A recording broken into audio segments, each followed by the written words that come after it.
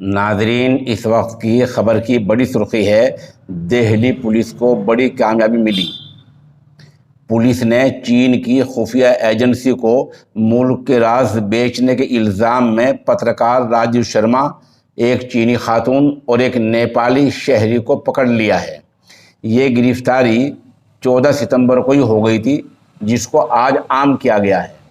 कहा जा रहा है कि राजीव शर्मा को चीन की खुफिया एजेंसी से इस काम के लिए सिर्फ 1.5 साल की मुद्दत में ही 40 लाख रुपए मिल चुके हैं। राजीव शर्मा आज़ाद सहाफ़ी है, फ्रीलांस सहाफ़ी है।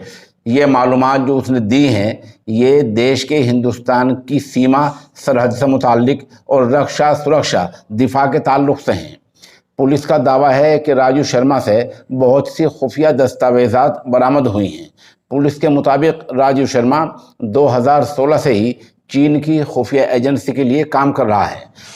अब उसको अदालत में पेश करके 6 दिन के रिमांड पर लिया गया है। पुलिस ने उसका लैपटॉप और मोबाइल और दूसरी दस्तावेज़ात जब्त कर ली हैं। स्पेशल सेल के डीसीपी संजू कुमार यादव ने सहाफ़ियों को बताया कि राजीव शर्मा कुछ हिंदुस्तानी मीडिया तंजीमों को भी लिखता था और चीन के एक अखबार आलमी टाइम्स के लिए भी दिफाई उमूर पर, जो हमारे रक्षा के मामले हैं, उन पर लिखा करता था।